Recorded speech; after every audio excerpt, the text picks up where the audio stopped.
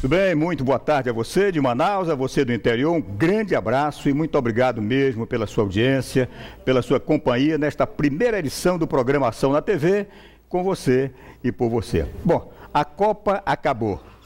Agora nós vamos ao rescaldo, né? Aquilo que se tem a dizer, ouvindo aí as mentes mais privilegiadas, que possam efetivamente, né, emitir uma opinião abalizada, que possam justificar, explicar um pouco e, principalmente, né, traçar caminhos novos para o Brasil. Porque, da mesma forma que é na caída da água, né, que a água ganha força e gera energia, no momento de derrota, e principalmente derrota cachapante, frustrante, né, como essa, que um país como o Brasil, vencedor, criativo, né, um país poderoso, um país de gente maravilhosa, que foi um show de bola, né? Enquanto organização e enquanto recepção, né, de todos aqueles que vieram ao Brasil.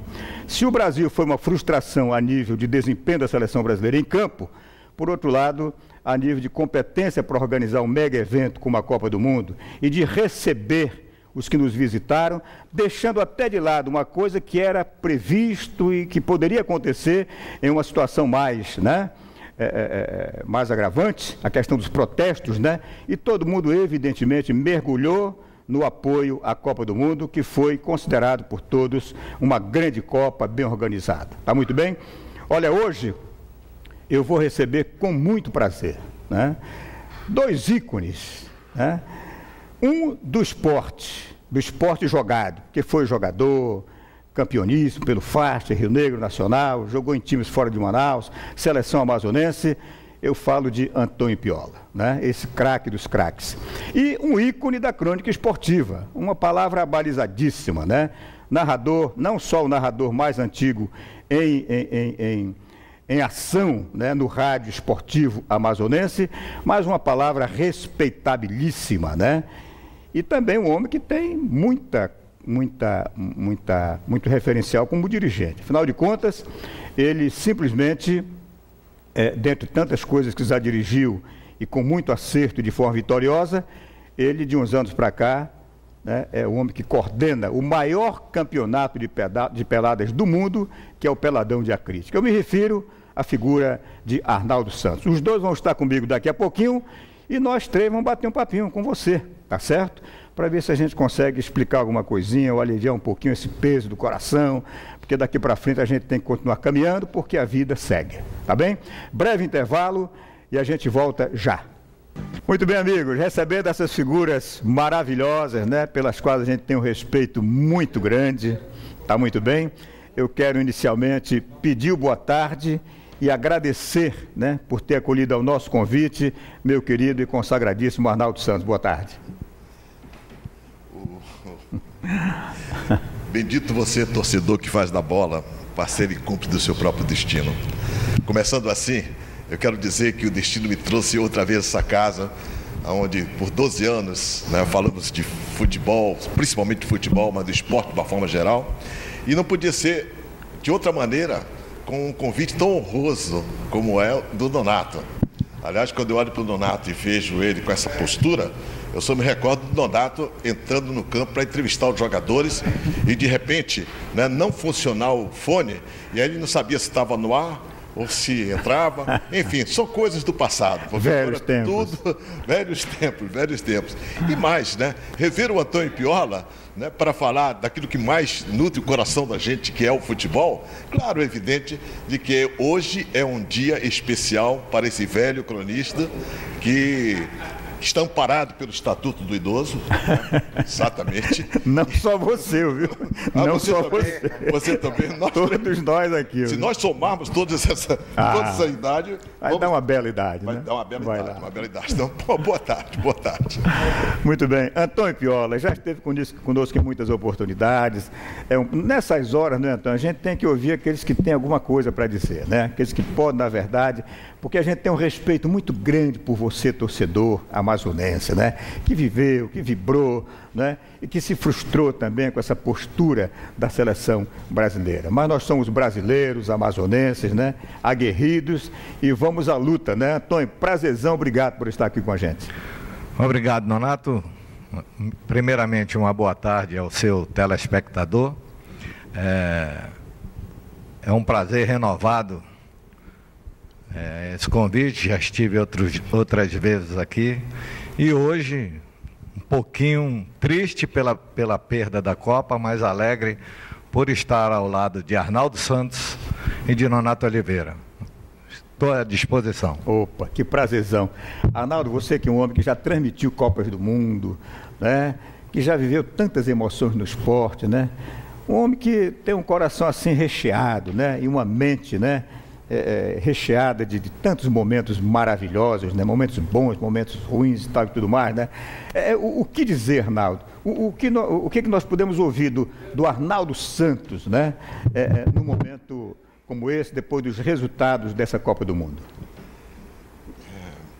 16 de julho de 1950, era aniversário da matriarca, a minha avó, toda a família reunida, todos os amigos, em volta de um rádio. Eu tinha 12 anos, olhando tudo aquilo, e de repente eu vi assim uma explosão de contentamento. Aí, que coisa, é incrível isso, porque de mal ouvia o ruído do rádio. O que estava acontecendo? Era o gol do Friaça. Aí de repente, para a gente cortar isso, o que aconteceu? Né? Eu vi de repente um gol. Eu digo, mas por que as pessoas estão tão reticentes? Eu não entendia, como garoto eu não entendia aquilo. Meu Deus do céu, mas por que eles ficam tão tristes assim, se o meu pai dizia que o empate dava o título para o Brasil? Aí de repente veio aquele outro gol. Aí eu vi choros, lágrimas, né? E vi as pessoas entristecidas, outras caminhando em várias direções. E daí para frente eu comecei a amar essa coisa chamada futebol. O tempo passou, 64 anos, meu Deus do céu, passou 64 anos, 64 anos, e eu tive a felicidade de estar mais uma vez na expectativa, né, de ver o Brasil ser campeão do mundo. De repente, em 6 minutos, 1, 2, 3, meu Deus, o que é isso? 3? Aí 4, 5, 6, 7, 7-1, e o sonho acabou. E o sonho acabou.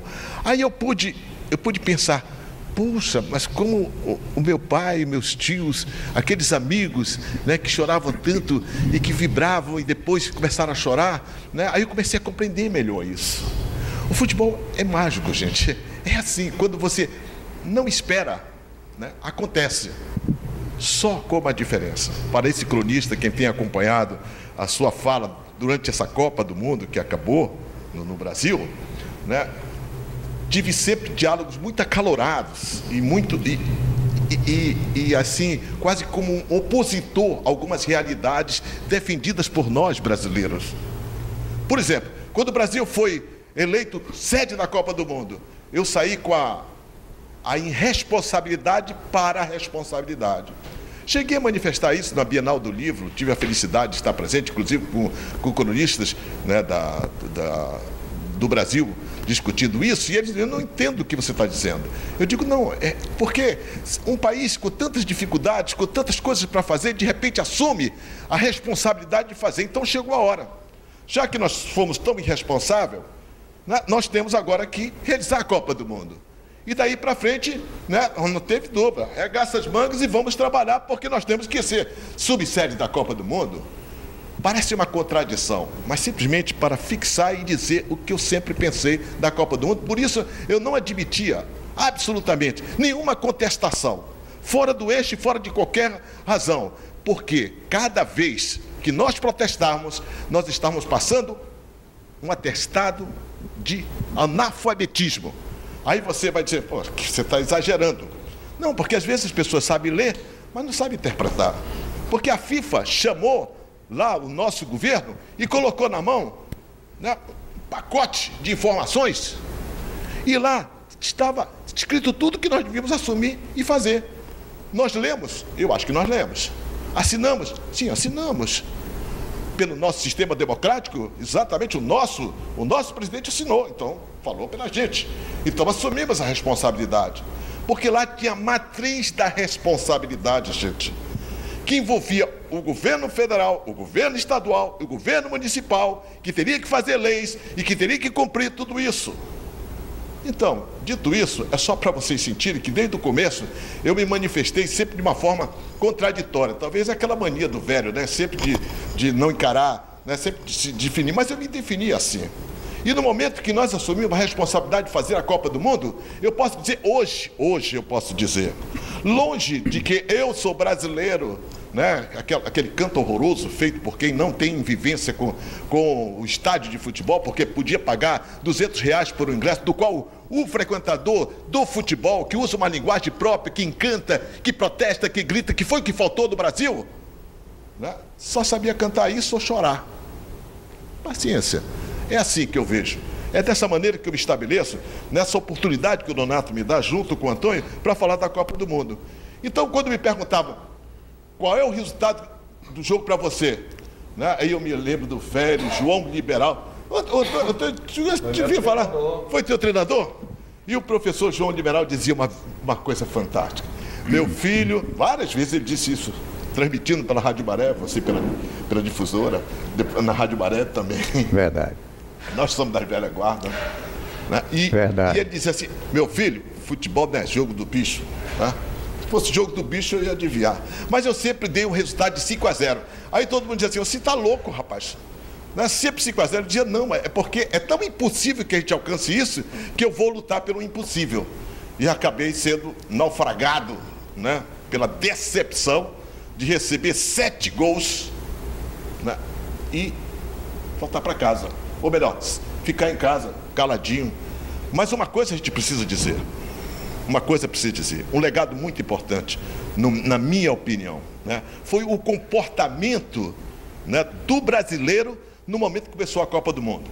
Eu sei que 30%, 40% ali foi covardia, porque no momento que colocaram a polícia na rua, ostensivamente, e determinaram as ordens tudinho, os covardes não se manifestaram. Mas o povo brasileiro, na sua maioria, soube honrar a nossa tradição de hospitalidade, e foi enaltecido, e não é sem razão que hoje, em nota oficial, a FIFA disse, esta Copa teve 9,75. Fica por aqui. Que média extraordinária, né? Que média extraordinária. Meu querido Antônio, você que foi jogador e brilhante jogador, né, dos mais festejados, treinador, é professor de educação física, trabalha escolinha, né, revelando novos talentos.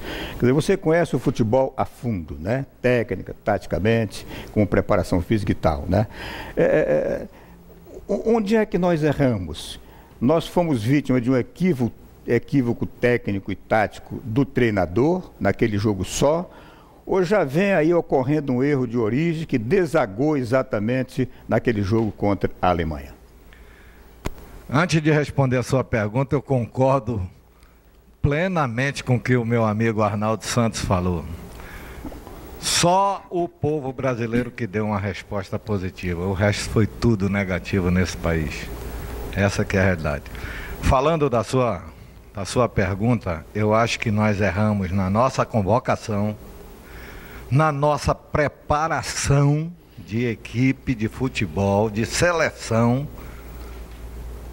do naipe de um Brasil pentacampeão do mundo e muitas vezes errando na sua escalação nos jogos da Copa do Mundo.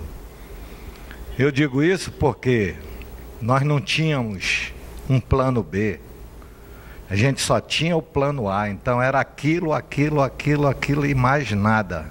Quem via o Brasil jogar parecia uma seleção de peladas. Me desculpem, mas essa é a minha opinião. Mas você via que enquanto o brasileiro passava 3 dias na Granja Comari comendo, bebendo, se divertindo com namoradas, com esposas e outras coisas mais, os alemães, os holandeses, os argentinos estavam trabalhando na praia, mordendo a praia, para chegar no dia do jogo eles estarem em ótimas condições. Vejam só a Argentina. Eu torci contra ela, que eu não aceito de jeito nenhum um argentino vir aqui no Brasil e botar sua banca. Mas a Argentina, por exemplo, a Argentina jogou a prorrogação numa quinta-feira e jogou a final no domingo e mordeu a Alemanha juntamente. Não ganhou o jogo porque os dois centroavantes perderam 2 gols incríveis. Incríveis que jogador de um naipe de Higuaín, que joga no Napoli e foi um dos artilheiros do campeonato italiano, não foi o principal, mas foi um dos artilheiros de um campeonato como o italiano. E o outro eu estou esquecido o nome, mas perdeu debaixo da trave e jogou a bola por cima do goleiro. Mas eu vi um Brasil totalmente desarrumado, Nonato. Um quarto zagueiro que foi elogiado pela imprensa toda, taticamente, me decepcionou, porque era um cara que queria resolver um problema que não era dele. Você fala do Davi Luiz? Davi Luiz. Quarto zagueiro jogando de centroavante, o Marcelo, lateral esquerdo, jogando de meia esquerda lá na frente, e os gols na costa dele, os gols acontecendo. É por isso que nós tomamos de 7-1. Até comentei com o Arnaldo e com você fora do ar, que o que é um treinador? Treinar sua equipe. O Messi foi na linha de fundo, não tinha o que fazer, tinha que jogar a bola para trás. A cobertura da Alemanha, do volante, veio e tirou a bola. No Brasil, nós tomamos 7, mais ou menos 6, porque o outro foi de um escanteio que deixaram totalmente o centroavante da Alemanha livre para chutar no gol. Infelizmente, eu volto a dizer, faltou planejamento. Isso é importante até no nosso futebol aqui amazonense. Enquanto a gente não se planejar para 2, 3 anos, nós não iremos para frente. A mesma coisa é o Brasil. E eu vou dizer mais um pouquinho. Sou totalmente a favor de trazer um treinador de fora para vir treinar a seleção brasileira, porque nós estamos parados no tempo e no espaço. Nós fomos buscar um Filipão que já está, na minha opinião, ultrapassado.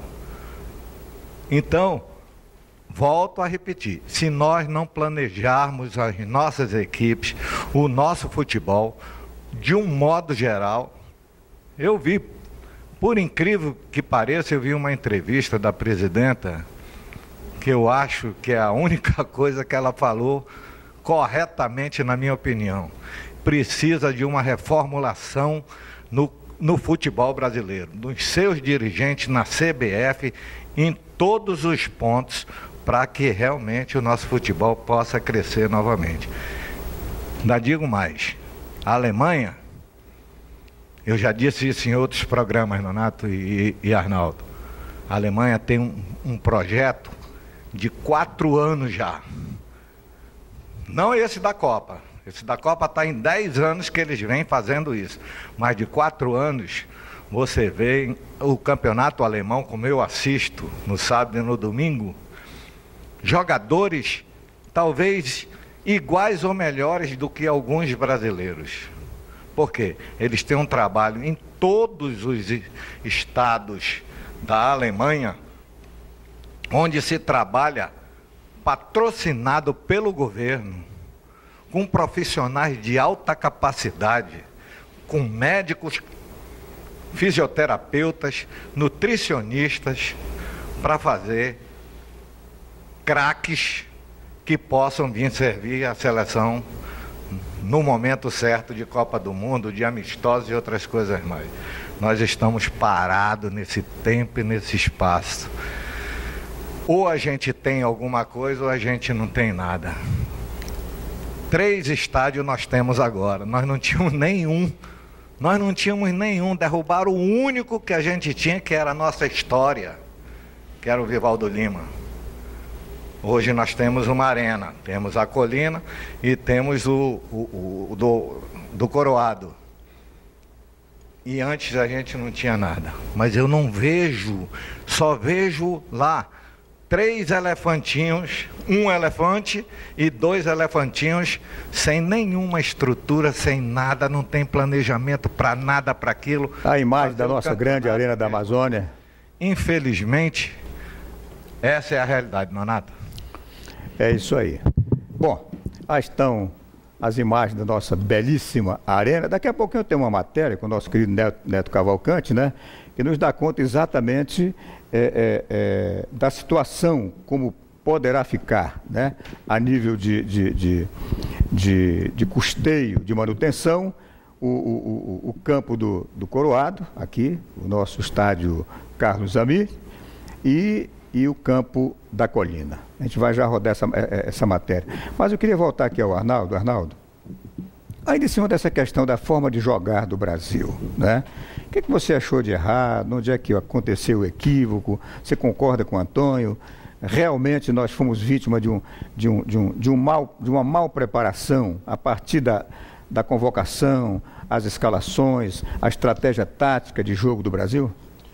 Olha, eu sempre que analiso a seleção brasileira, tenho muito cuidado, porque se esses jogadores, que na sua maioria, e nós só tínhamos 2 jogadores que atuam no Campeonato Brasileiro, todos eram de fora. O Fred e o Jefferson. Se eles brilham, né, individualmente e taticamente nas suas equipes, é sinal que eles têm formação. Agora, ninguém pode pegar um de cada time, jogar lá e dizer para eles, você vai jogar assim, assim. Se você não treinar, se você não tiver tempo, esse é um dos grandes problemas que existe em quem tem a sede da Copa do Mundo, que precisa fazer um planejamento com muita antecedência para não ser pego no ano da Copa. Por quê? Como você não disputa as eliminatórias, você passa a fazer jogos amistosos. E depois tem a Copa das Confederações, que eu acho que essa Copa das Confederações, no meu entendimento, foi o maior equívoco, nós da crônica esportiva e do povo brasileiro, do torcedor fanático pelo Brasil, né, porque os dirigentes fazem a sua. Eles têm o marketing deles, têm a forma de colocar. Agora, a gente embarcar nessa, eu acho um absurdo. Eu acho um absurdo. Que a Copa das Confederações, os times que vieram jogar na Copa das Confederações estavam no final estavam em férias. Fizeram simplesmente cumprir uma agenda. Ao contrário da Copa do Mundo, quando houve uma preparação. Você vê, né, que os times que chegaram nas finais da competição sempre mostraram esse valor. E nós confundimos. Não, nós derrotamos a Espanha, o campeão do mundo, por 3-0. Esse é o time. E não tínhamos disputado eliminatórias. Não, porque nós ganhamos praticamente ganhamos todos os jogos que fizemos de amistosos. E o Antônio sabe, disse que amistoso não é Copa do Mundo, gente. Não é Copa do Mundo. E como disse muito bem o Antônio, nós não tínhamos nada, não tínhamos nada, gente. Só tínhamos o quê? A grande família, né? Agora, a família do Filipão, né? A família do Filipão. Né? E o que mais nós fizemos, que fomos um campeão, foi de choro. Né? O que nós choramos foi brincadeira. E quando eu falo nós, porque eu me coloco também lá no lugar do jogador, lá no meio de campo. Ora, 16 dos 23 jogadores não tinham disputado uma Copa do Mundo. Foi a primeira Copa do Mundo. E não se pode absolutamente, né, agredir ou rifar ou acabar com esses jogadores. Não pode, gente. Eles daqui a 4 anos estarão na Rússia muito mais amadurecidos se nós fizermos aquilo que o Antônio acaba de dizer. Planejamento. Mas planejamento feito com a responsabilidade profissional e não política. Não de fazer média. Né? Passar um pano por cima. Agora mesmo, nós vamos ter agora em setembro, já vamos enfrentar a Colômbia. Se a gente ganha da Colômbia, começamos a nossa vingança. E temos mais outro jogo. Logo em seguida, contra o Equador. E depois nós vamos enfrentar a Argentina, lá do outro lado do mundo. Então, gente, e daí para frente começam as eliminatórias da Copa do Mundo da Rússia. O que nós temos que fazer? Olha, arregaça as mangas e começa a fazer um planejamento o mais rápido possível. Até porque os jogadores que não tinham experiência e vivência com a Copa do Mundo, né, já agora passaram por esse processo. Eu não gosto muito de entrar no aspecto técnico-tático, porque me dá uma angústia danada. Eu sempre discuto isso, né? E alguém disse com muita propriedade, né, de que o futebol é assim. ou você ataca e o outro defende, o outro ataca e o outro time defende. Então, quer dizer, só que, gente, a ocupação dos espaços ficou comprovado na competência das orientações e da vivência feita. Eu vi uma jogada, Antônio, não sei se você se lembra, da Alemanha, né, em que um jogador, né, caiu. E depois foram descobrir que aquela queda era proposital. Não foi uma queda simplesmente, fazia parte do esquema para a cobrança, que acabou deixando o jogador... Foi a falta que o Miller... Lembra? A bola para ele, não, para o Miller, centroavante. E depois você viu uma outra cobrança de faltas, onde o jogador ficou na cara do gol. Agora, isso você não faz simplesmente... Como é que os treinadores fazem? Rodinha, roda de bobo, né? Rodinha de bobo. No bobo. É um bobinho. Um bobinho, né? Nós reduzimos os campos, né, e ficamos rodando aqui. Era o que nós fazíamos. Se você me permite, foi só o que o Brasil fez. Exatamente. Nós não podemos viver mais assim, gente. Não pode acontecer isso. A gente sabia, quando eu dizia sempre que o Brasil ganharia de 5-0, eu queria dizer, meu Deus do céu, isso é uma grande... isso não vai acontecer nunca. Jamais pude imaginar que a gente perdesse de 7, e perdemos. Então é isso. Aí você bota a culpa no Luiz Gustavo, bota a culpa no Davi Luiz, você bota a culpa na defesa do Brasil, né, de uma forma geral. Que é isso, gente? Né? Se o posicionamento estava completamente equivocado. Exatamente. Né? Equivocado. Se eu perguntar agora para você, telespectador, qual era a jogada, né, ensaiada, que nunca deu certo, talvez uma quase saiu gol, que o Brasil fazia, era o Davi Luiz e o seu capitão fazendo lançamento de 60 metros. Como é que pode? A famosa ligação direta. Como é que pode? Que nunca ligava nada. Como né? é que pode? Né? Arnaldo, esse último jogo contra a Alemanha, ele lançou 10 bolas e 6 o Thiago Silva. Pois é. Para ser aproveitado, apenas 2. Pois é. Isso o treinador mas era a única coisa que a gente via. Eu sempre dizia, a seleção brasileira só tem um time. Para mim, só tinha um time. Eram 7 jogos. Se nós conseguíssemos manter aquele time até o último jogo, ainda tínhamos um outro problema, que é exatamente o problema físico. Porque os jogadores saíram de uma temporada, final de temporada na Europa, que o calendário nosso precisa ser rediscutido. E o que aconteceu? Perdemos Neymar, aí desandou o time. Não tinha mais um jogador de referência. Como é que nós podemos jogar com um homem de referência? É impossível, gente. O Bernardo, que já tinha feito um jogo, ser o responsável num momento tão importante como aquele contra a Alemanha, foi um equívoco, né? Para não dizer uma burrice, ou então uma galhofa, ou então uma agressão a tudo aquilo que a gente queria, que a gente pedia num time de futebol, com um garoto, né, que quase chorou quando foi chamado no banco para dizer para ele: meu filho, entra por aqui. Olhar a expressão, né, do quarteto brasileiro, né, que da esquerda para a direita, né, Filipão, Mortosa, né, Parreira e um outro que eu nunca sei o nome. Doutor Ronco. Doutor Ronco. Um olhando para o outro e os gols da Alemanha saindo. Eu digo, não, agora o Filipão vai entrar em campo, vai ser expulso e vai chamar o time, vai dar burro, manda cair. Ele sentou no banco com medo da vaia. Pois é. E o pior de tudo, né? Nós tivemos uma torcida que foi elegante. A nosso favor, cara. Foi elegante. Porque não era a torcida que vai para o campo de futebol, né? Não era. Porque se fosse aquela outra torcida, talvez tivesse modificado o estado de espírito dos jogadores, que não tinha liderança dentro de campo. Não tinha, perdemos o nosso zagueiro, nosso capitão, perdemos o nosso melhor jogador de referência e não tínhamos isso. E a torcida anuncia aquele: eu sou brasileiro com muito orgulho. Isso, eu sou brasileiro com muito orgulho, isso é há muito tempo. Deixa. Então, que tinha que chamar era o nome da mãe dos jogadores, empurra o time, e bate o time, e bota em fila. É isso que podia mexer com o Faltou, minha gente, foi essa vibração do Arnaldo, né, encarnada ali na mente dos jogadores brasileiros, né? Esse olhar crítico do Antônio. Vamos a um breve intervalo, a gente volta. Porque eu queria saber de vocês. A CBF confirmou já, demitiu toda a cúpula da comissão técnica, né? Queria saber se o Antônio e se o Arnaldo tem alguma dica aí, né?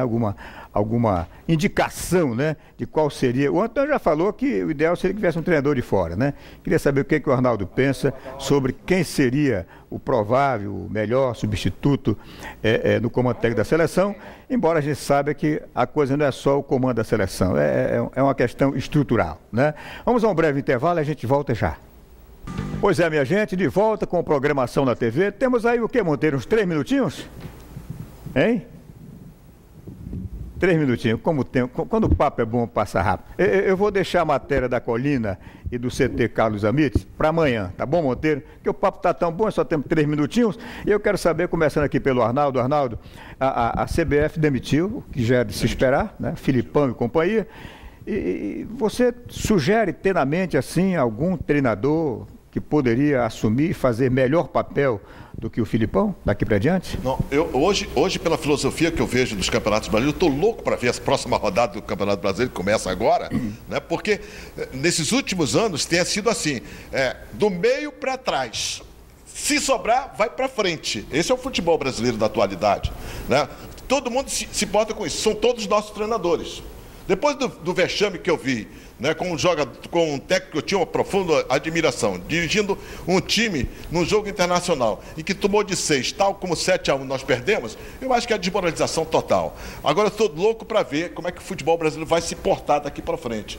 Então eu estou esperançoso que haja um comando técnico, né? Eu não diria que viria o Guardiola para ser o técnico da seleção brasileira, mas o Guardiola viria, né, dentro de uma equipe de técnicos com brasileiros para tentar fazer isso, até porque uma coisa é você dirigir um futebol, né, como a Alemanha demonstrou ser, né, que você tem todo um trabalho feito de anos na formação. É a cultura adquirida, é a responsabilidade e o respeito assumido, né? Olha o marketing que fez para encerrar minha participação, para mostrar o que é estrutura de organização, o que é marketing voltado para a pátria, né? Eles colocaram o troféu no campo, fizeram uma roda e fizeram o balanço de quem? Dos índios aonde estavam lá, né? A homenagem deles, né? Eu já estou até de índio aqui, fazendo as coisas. Então veja, os mínimos detalhes foram feitos. Então a gente precisa disso. Eu acredito no futebol brasileiro. O futebol brasileiro tem solução. O futebol brasileiro tem. Até se não fosse assim, não seria pentacampeão. Agora, Edson, você pode até discordar de mim, mas fora do Zagallo, honestamente, do Zagallo, e se o Zagallo estivesse lá e teria sido expulso de campo, todos os títulos que o Brasil alcançou foi exatamente no comando dentro de campo, das lideranças dentro de campo, da qualidade técnica individual dos jogadores que assumiu a responsabilidade e, como dizia, o Fiola ficava dormindo, quando acordava o Brasil estava lá e foi campeão do mundo. É a minha participação. Muito bem. Já estamos no finalzinho, Antônio, mas diga aí, tem uma sugestão de treinador, Antônio? Pelo que está acontecendo no Brasil, é o Tite. O Tite não aceitou proposta de clube nenhum depois de ser campeão do mundo com o Corinthians. Então, eu não acredito que eles não coloquem o Tite no comando da seleção brasileira, embora eu ache, na minha opinião, que deveria ser um treinador de fora. E se nós não fizermos o nosso planejamento aqui no nosso estado, a gente vai continuar nesse mesmo marasmo. Antônio, já levantaram seus caracteres. Obrigado, Arnaldo. Foi um privilégio. Não, que o Tite venha e que não saia às vésperas da Copa do Mundo. É verdade. Para assumir a família. Que prazer recebê-los aqui. Amanhã a gente volta com Ação na TV, 2h20 da tarde. Grande abraço e até lá.